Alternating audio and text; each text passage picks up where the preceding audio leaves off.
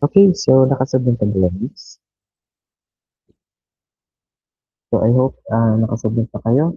And I would like to request to turn on your cameras. Speech na lang tayo. Ang tandang sa atin. I will take a screenshot in 3, 2, 1, small. 3, 2, 1, small. Okay, so tomorrow na lang tayo mag-quiz for differential equation. But today I will have a lecture on the next topic. Okay, I will share my screen to you.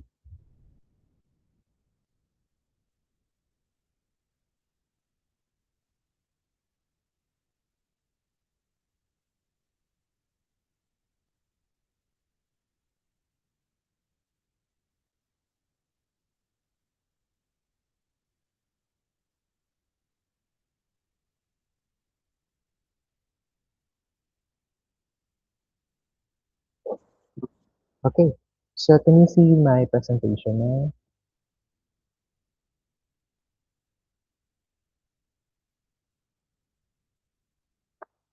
All right, so good. All right, so our next lecture topic is about family of curves, and this one is already available, or these references are available in our Google Classroom, and also there's a lecture video na lagay na doon. So, all you have to do is to open the video and watch it carefully and understand the concept, though I will have a lecture on that today. So, what do you mean by family of curves? Anong ang ating gagawin dito?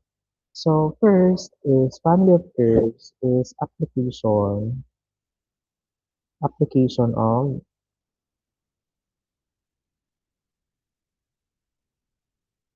elimination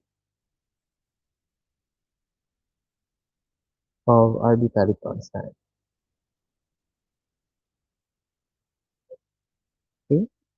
So, if hindi pa niyo na-master yung elimination of arbitrary constant, you will be also having a hard, or you will also have a hard time on dealing with family experience. Kasi, yun yung requirement niya.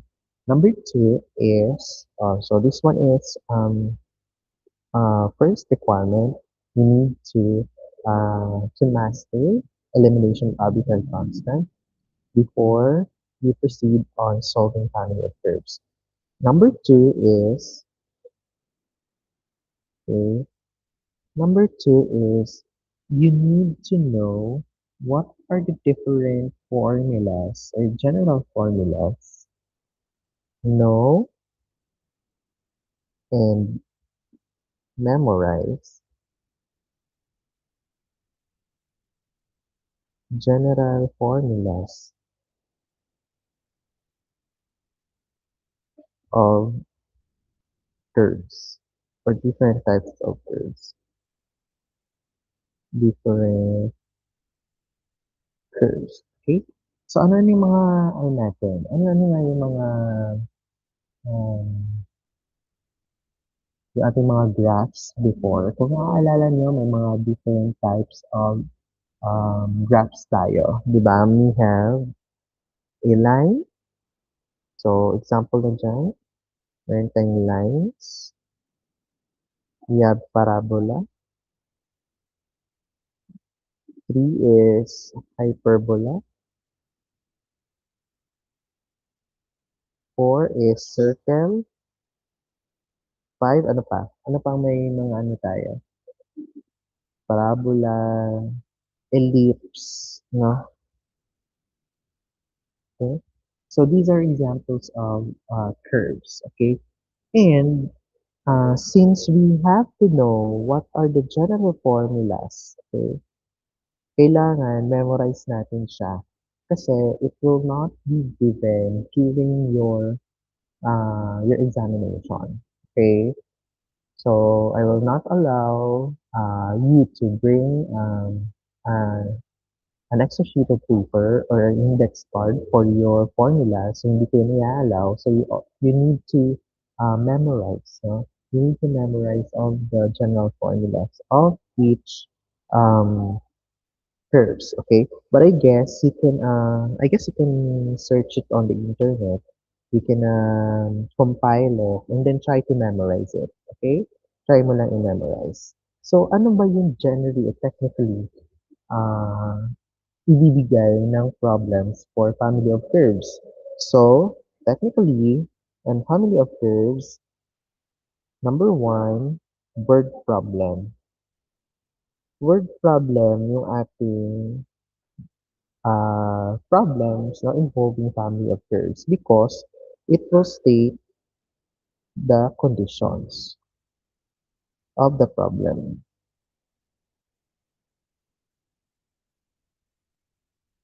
Okay? So after ma-state niya sa problem, all of the conditions, next will be you have to work on with the simplification of the formula. So you have to simplify the formula based on the conditions given, and next is to eliminate the arbitrary constant,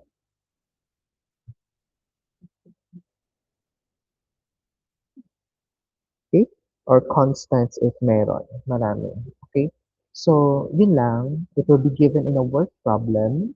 Next is, you have to read and understand the word problem.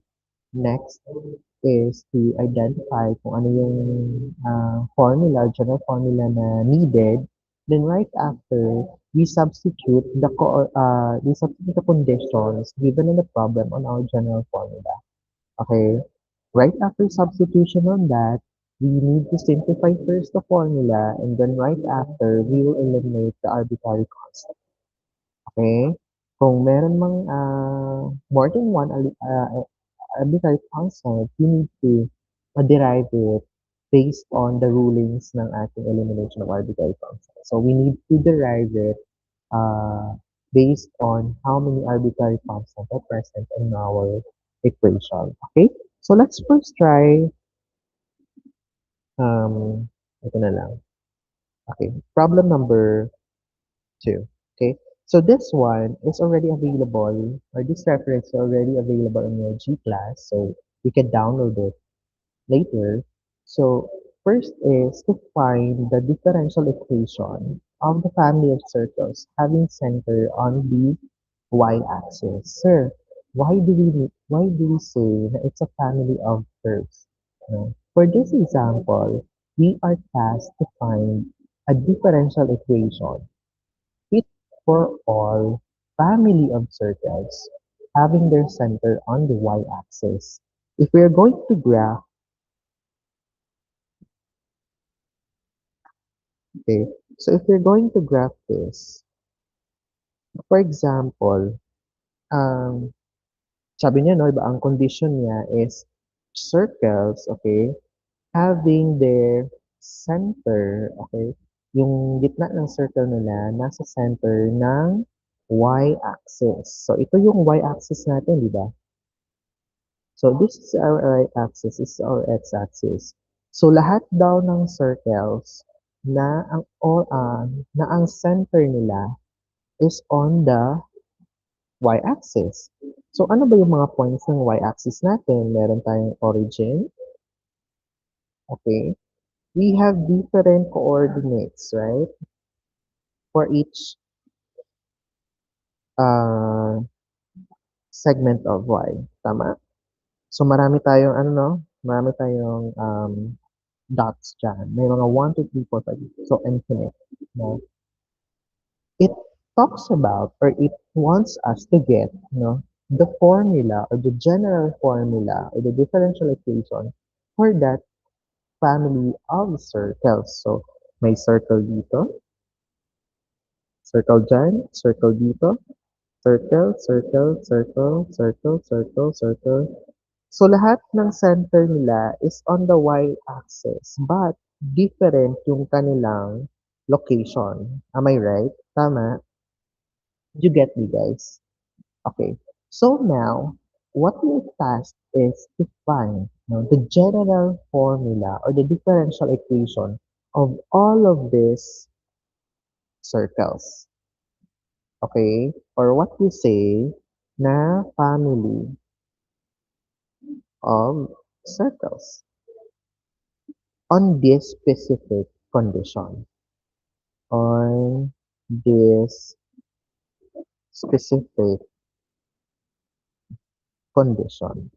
Na ang sabi niya is, ang sabi niya, ang center daw ng circle is nasa y-axis. So maraming possibility, no? Maraming circles or maraming pagkakataon na ang circle mo having a center on y-axis. So, we cannot give an exact talaga na formula for that, no? So therefore, we are going to solve the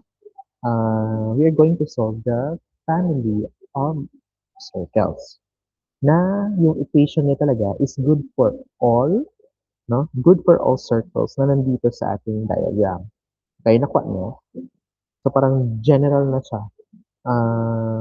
Pangkalahatan na siya. Okay, na equation. It will be only one equation. Okay? Going back to the problem. So ano yung ano natin? So we already understand the problem. Now, next step is to find to to note what is the general equation, no, of circle. So anong general equation ng circle? Di ba ito, formula of circle? If you remember your high school life, high school ninyo na mathematics. So you have a formula of circle here. Tama? Oops. Okay. Tama na? So this one, we have x minus h squared. So I will not, or during examination, guys, this equation will not be given. Okay, you need to memorize this. Okay, this one. All right? So, since we are talking about circle, ito kaagad yung kanyang equation. Okay? Now, the question is, alam niyo ba kung ano yung mga components ng each ano natin sa circle?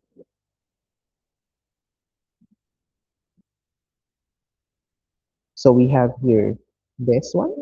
Ano yung mga components natin? Okay? So, you study that one. I will not review it. We will go straight to our lecture. Hindi ko na yan task. Okay? You need to review it again. Okay, ano yung general formula? Ano yung mga components ng general equation ng or general formula ng isang circle? Okay, and every family of curves. Okay, so we have here, sabi niya, find the differential equation of the family of circles. So we have our equation for family of circles having their center on the y-axis. Okay, so if we are going to graph this.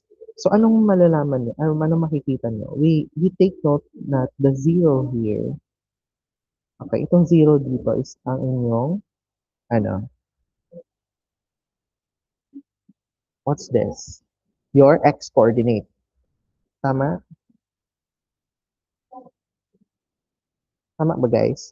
So if you're going to graph that one, so for example, dito yung circle ninyo. Okay. So now, you have a value of y. Okay? You have a value of y here. So this one is, ang coordinate niya is hk. Okay? So may value ba ang h ninyo na coordinate? Since this one is your x-axis, yung h niya, typically this one is your x and y. Okay? X and y coordinate. Naging h and k lang siya. Okay? Meron bang value ang x ninyo? May value ba ang coordinate ninyo? Di ba zero, right? So, we put here our value of h as zero since that is already told on your condition sa inyong problem. Okay? Are we clear in that? Condition yan ang problem. So, we make it zero. And then, we have a value of k. Okay? May value yung k natin. Tama? So, we have a value of k here. So, we will just let it as is. Alright? Claro?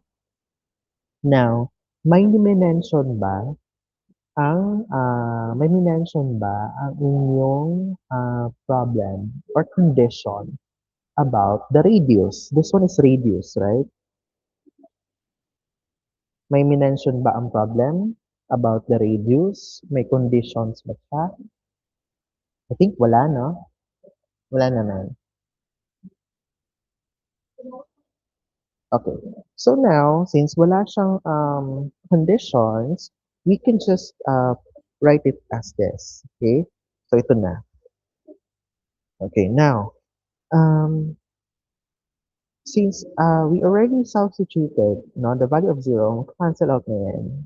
Okay, now we will have a simplified version of the formula with the conditions applied. Okay, ito na siya. Klaro? Okay, now we have to eliminate the constant in the problem. Ngayon, may given ba na constant sa problem? Meron bang constant based doon sa inyong um, representation ng circle kanina. Okay. So, yung inyong constant dito is yung radius ninyo since wala naman siyang given doon sa problem. Tama? So, it varies, no? Therefore, that R there is a constant value which can be a number. No? A number na nag-i-indicate kung gaano kalaki yung circle. Okay, or gaano kabilog yung circle. Okay? Tama ba, guys? Okay. Now, yung k natin here is ano, is a variable. Okay, variable yung k natin. So, we are going to change. Okay? Sir, bakit variable yung k? Bakit variable yung k, sir? Di ba yung k is, if babalik tayo doon kanina sa graphing natin. Di ba ito yung k? Ito mga dots. Di ba nag-change siya? Tama ba, guys? So, if you have a circle here, circle, circle, circle, circle, ayan. Ngayon, ano lang yung nag-iiba-iba dito? Di ba yung k? So, therefore, if you have a formula later on, may variable k siya. Kung meron na tayong, for example, an equation with k na variable, ang gagawin na lang natin, if we have a 1 here, substitute na lang natin dyan. If k equals to 1, if k is equals to 2, what would be the equation? Change na naman natin. So later, makita natin yan. Okay? So next is elimination of arbitrary constants. Since this one is our constant, we were just going to derive it only once. Kasi isa lang naman siya. R lang naman. Okay? So when we derive it only once and get our hindi ko na siya i-discuss ha, kasi elimination of arbitrary constant naman to. Okay? So, if you're going to eliminate the constant, which is, ito na yung ano natin, no? Yung value ng ano natin. So, eliminate natin siya. Okay? And then, hanggang na-eliminate na lahat, and ito. Okay? Hanggang nakuha natin yung final answer. Now, itong equation na to, will be your answer. Okay, will be your final answer for the family of circles. Of circles. having center on y-axis. Okay? So how about if meron kang family of circles having center on x-axis? Paano naman kung ganito? Dito na naman yung mga circles mo. Okay, nandito yung center nila sa x-axis. Therefore, babalik kayo dito sa inyong equation, this equation, and ang i-zero niyo naman is ito. You get me? Okay? So, same pa rin yung kanyang, same pa rin ang kanyang transition, same pa rin ang kanyang way of solving, then, yun na. Okay, now, how about if your h and k will be zeros? So, yung h ninyo is zero, your k will be zero also. Ano kaya ang graph ninyo? Ano ang graph ninyo, guys? It will be, the statement will be family of circles, okay, having center at the, ano, origin. Tama? So, ibig sabihin, kung 0, 0 ang inyong graph, it will be uh, ang kanyang center is nandito, 0, 0. Tama ba, guys? Tama, no? Nandito yung center niya, sa origin. Okay, do you get me? So, kaya ang equation mo will be x squared plus y squared equals to r squared. Ito na yung nakikita natin always sa problem. Di ba? Yung always natin nakikita sa application sa circle natin. We assume that your origin is located at the origin. Kaya pag mag-solve tayo ng circle, ito kaagad yung formula ng circle. Tama ba, guys? If you remember your geometry, yung analytic geometry niyo. So, ito yung circle na ginagamit natin ng formula, yung x squared plus y squared equal to r squared. So, dyan siya galing. Ibig sabihin, yung sinusolve natin doon na time, nung nasa high school tayo, is we are using the general formula for family of circles having center at the origin. Nakuha? Alright. So, yun yung application na inyong family of curves. Ngayon, let's have here number 3. Straight lines, no? Or find the differential equation of straight lines with slope and y-intercepts are equal. So, ano yung formula ng slope natin, no? Sa straight line. Ito, slope-intercept form. If you remember, this one, y equals to mx plus p. Have you remembered this? Do you remember it? And, okay, ano yung formula ng slope? Yung m. If you remember, ano yung tinuturo na common na tinuturo ng teacher ninyo when you find the slope? Rise over run, di ba? Remember? Rise over run, that's your slope. And your y-intercept, this one is your slope. Your y-intercept is your b. Okay. Now, sabi ng condition, find down natin yung formula ng straight line with ang slope and ang y-intercept are equal. Okay. So, back tayo doon sa equation. Y equals to mx plus b. Si m daw at si or si slope daw at saka si y-intercept have the same value. So therefore, we can note, no, we can note that m equal to b na character or value. So we can say that this equation can be written as y equals to mx plus m. Do you agree? Do you agree, guys? Okay, now we can okay, so nag-agree. Okay, okay. So now we derive now the equation. No? This will be the equation that we will be executing our elimination of arbitrary constant.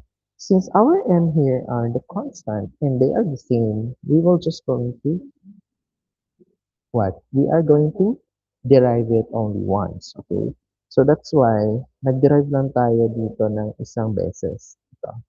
So y prime, derivation, then mx, derivative of mx is n plus 0. This one is a constant value, 0 na to. Okay? Alright, did you get me? And then right after, substitute lang natin yung n. This one is a value of n substituted to this. Kaya nagkaroon tayo ng ganitong equation. Okay, so remember, elimination of arbitrary constant.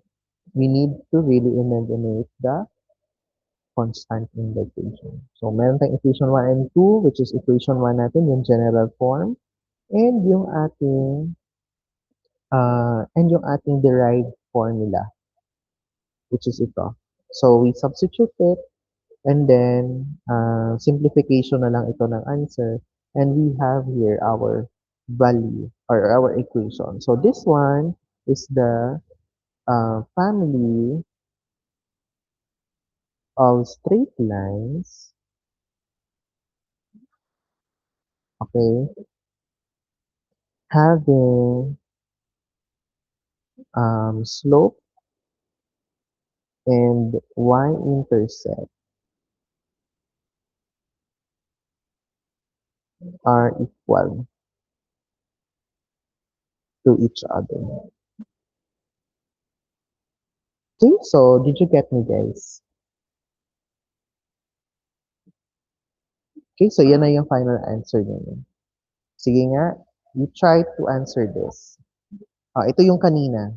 Ah, ito yung sample ko kanina na sinabi. So circles with center, no? Center daw at the origin.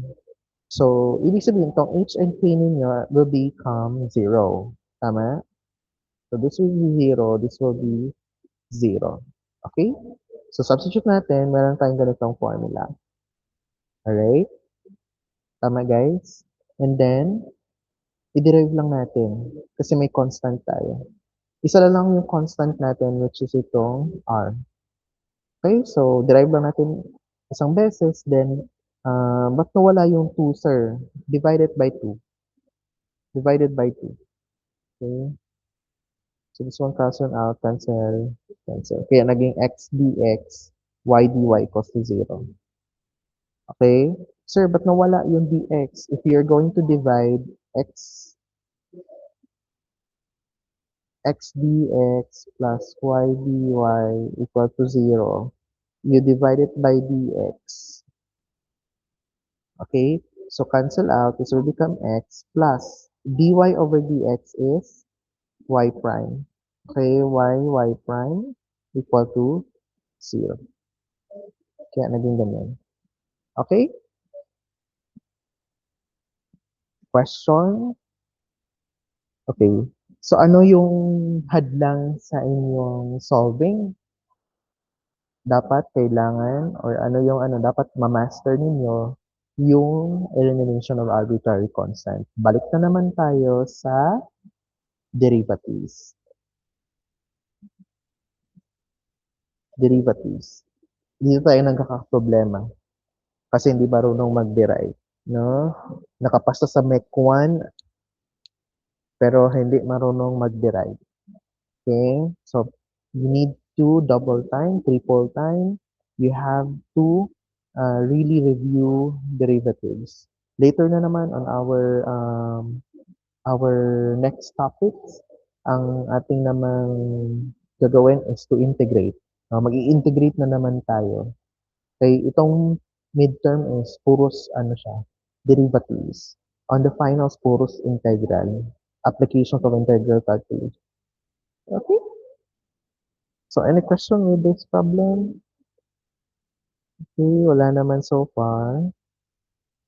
Okay, so balik tayo sa number 1. Ito. Find the differential equation satisfied by the family of parabolas having their vertices at the center of their foci on y-axis. Okay? So we have here a formula, again, standard formula for parabola. So we have here, guys, you need to know what are the components. So ano yung AHK no, sa ating sa ating formula. So we have here H and K are the vertices. Ano yung vertices natin? Ano yung term?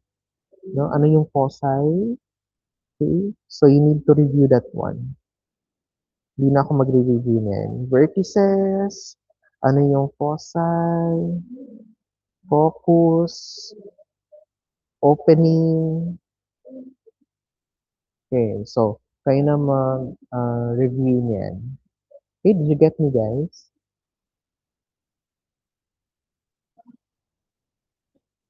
Did you get me? Okay. So sabi dito, conditions dalawa, no? Vertices daw at the origin. Okay? And their foci are on the y-axis. Okay? So we have here vertices daw is 0. So lagay natin siya sa ating equation. Substitute lang natin dito. Kaya nagkaroon tayo ng ax minus 0 squared plus 0. So ang formula lang natin will be this one. Y equals to ax squared. Alright? So did you get me, guys? Ngayon, yung ating arbitrary constant is yung a. Madali lang, no? Kasi isang ano lang, isang constant lang ang present. So we need to differentiate it. Okay? So paano tayo derivative lang natin. So ang ginawa niyo lang dito is nag-derivative siya. Okay? Y dy over dx equal to derivative of 8 to ax squared. So that's 2ax. And then, kinuha na lang yung a and then sinubstitute niya doon sa, sinubstitute niya doon sa equation. Sa first equation natin. Kaya nagkaroon siya ng ganitong sagot. Okay? So again, I will not explain it detail by detail. Run through lang natin kung paano siya na-come up with that equation. And then, simplify nyo lang yung equation in terms of y prime. Okay? So, kaya naging ganito yung kanya equation. Okay? So, you can do that one, or we can answer it by simplifying first the equation, y over x squared a. Then, doon natin siya i-derive para this a here will become 0. Okay? Kuha niya, para isang bagsakan lang tayo. So, yung y over x squared can be written as y raised to x negative 2. So, pwede natin siya i-write as y x negative 2 equals to a. Then, that's the time that we will derive it. So, pwede din x negative 2y, kung comfortable ka nito, mas una yung x. And then, mag-uv tayo. Okay? uv prime, uv prime. So, y derivative is dy. Okay? uv prime plus du prime, which is negative 2x dx. Okay? Equal to 0. Okay? So, atin lang i-simplify. So, that's dy. Balik natin sa baba yung x. Okay? And then we have here minus 2xy dx equal to 0. Okay? Okay ba, guys? So what would be the next step? Hmm? Sorry. May nakalimutan tayo. Ayan. So here, meron tayo dito 2x negative 3. Tama ba guys? Kasi nag-minus pa tayo. Sorry, nakalimutan ko. So that's 2x raised to negative 3 dy, y dx equals to 0. So baba natin siya. Pwede natin i-rewrite dy x squared minus 2y dx over x raised to 3 equal to 0. So we can multiply this all by x cubed. So we have x cancel out. So x dy minus cancel out din. So minus 2y dx equals to 0. Okay?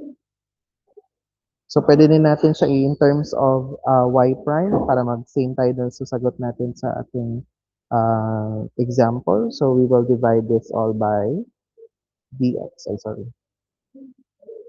Dx. Okay. So we have xy prime minus 2y equals to 0. And I guess that is the answer. Okay? So, tama naman siya. So, saan ang mas, again, kung saan kayo mas hiyang, kung saan kayo mas, or mas prefer ninyo, mas, for me, mas madali ito. Ito yung way ng solving ko. Kasi, diretso na mag-zero yung inyong A. Yun lang, you need to know again how to derive. Balik pa rin tayo dun sa paano mag-derive. Okay? Kasi yung labanan dito is your foundation. How to derive an equation. Kasi pag alam mo paano yung rulings ng family of curves, alam mo yung rulings ng elimination of arbitrary constant, madali na lang siya if you know how to derive. Pero if you don't know how to derive, kahit alam mo pa yung process ng elimination of arbitrary constant at family of curves, you cannot solve a single problem. Am I right? Tama ba guys? Okay. So that's why you need to know how to derive first. Paano mag-derive? Okay. So I guess that would be the lecture for today. Okay naman so far. So if you want to take a screenshot, pwede nyo i-screenshot ito guys. So ayan. Screenshot ninyo. Try ko i-rotate para mas malaki yung kanyang ano.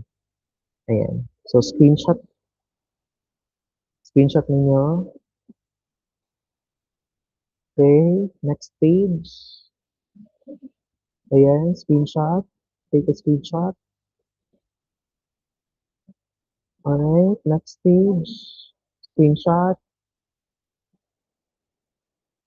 Alright. And the last one. Screenshot. Alright, so kung naka-screenshot, pwede kayong mag-send sa GC ninyo para mayroong reference din yung iba. Though our recordings today will be also published on the G class.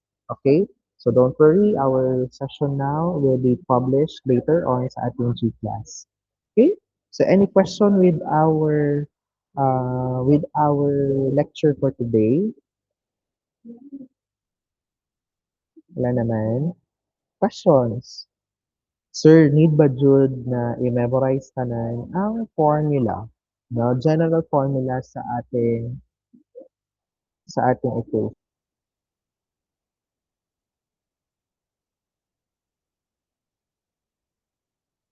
Okay? So, memorize niyo yan kasi hindi ako mag-a-allow during examination. I will not allow codigo. Okay? Or yung tinatawag natin index cards. So, you need to memorize it. Memorize niyo yan. Okay? Yes, Kurt. Sa differential lang ba sir or pati sa ano sir, 'tong iba na subject sir, 'tong electrical? Bawal pud mag-formula dito sir? Oo naman. Mas malamang bawal doon. Kaya, Noted sir.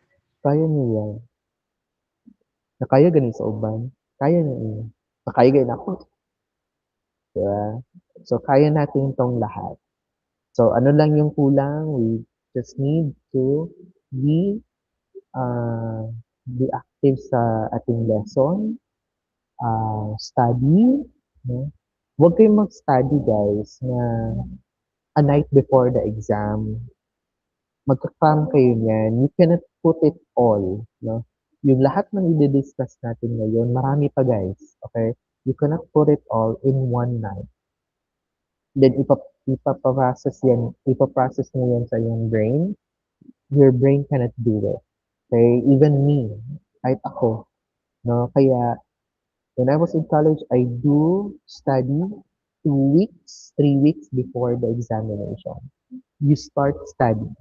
Okay? Para pagdating sa night before the examination, ang gawin nyo na lang is to scan your notebook, scan your notes, review, watch tutorial videos for techniques. May mga techniques kasi ito guys. Though, sinishare ko naman during our discussion. And pagkagabi ng examination, relax ka na. Hindi ka na yung parang aligaga, no? On scanning the note, no? Watching videos, ano ka, nagmo-movie marathon ka, nag-lecture marathon ka sa ating recordings. Okay? So, hindi maganda. So, you need to start early, review early, and practice solving. Yan talaga ang ating ano. So, you cannot build your confidence if you're not trying to solve problems. So, you need to build your confidence by answering as many problems as you can. Okay? So, marami naman tayong textbook dyan. Marami tayong exercises. Uh, marami ng resources online. So, you can solve and practice anytime, anywhere. Okay, is that clear, guys? Alright. So, yun lang yung klase natin for family of curves. Actually, it's not really that, it's not really that complicated. Ang ano niyo lang, tandaan niyo lang is, again, summary tayo ha.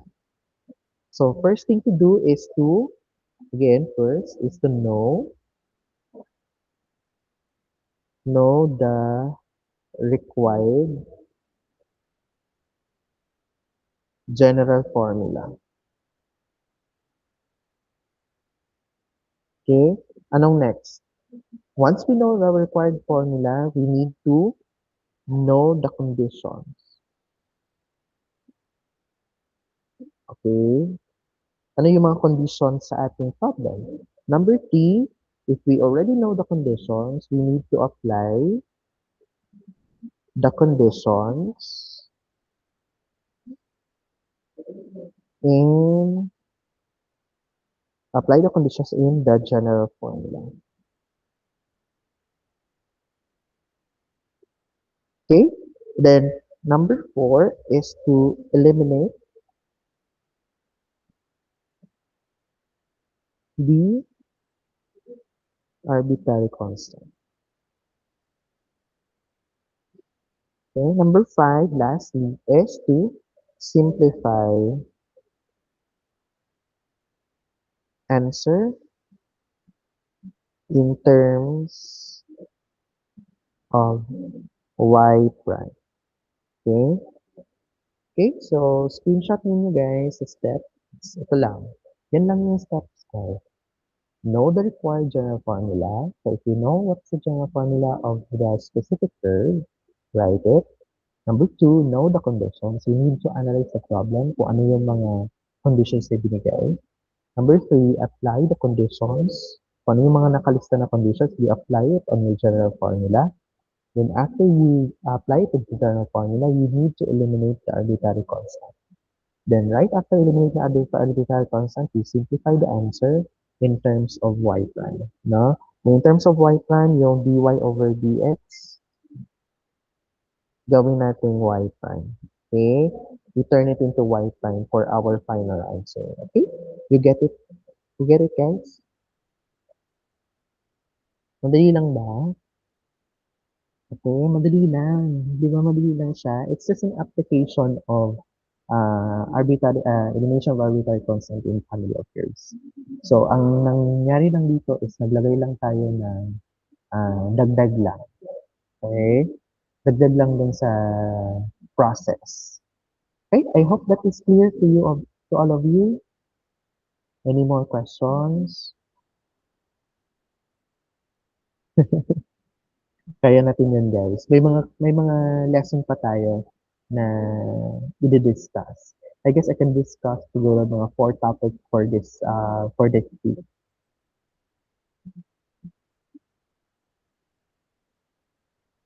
So I guess I can finish, or we can finish the midterm topics by next week.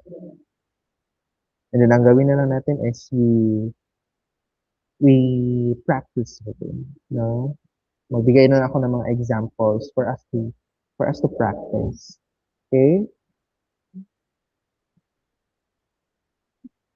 Basa-basa. Wala nga, unsa man ang dugayan, 'di ba? Tama man, Kurt? Kasi dugayan, Kurt. Wala, sir. So paspasan nato kay lapit na ang midterm, no? Magkalit-kalit pa pud announce midterms na, and then hindi pa tayo nakatapos sa ating topics, no? Sa required topics natin. So, This month ba, sir? I guess, I guess this month. So, study na tayo, guys. I guess this month, guys. Or first week of next month. Or second week of next month. Kaya yan. Kaya natin. Natapos naman natin ang mga topics. So, you don't need to worry. Alright? So, any more questions before we end our discussion? Wala naman so far. Okay, I will now turn off the recording.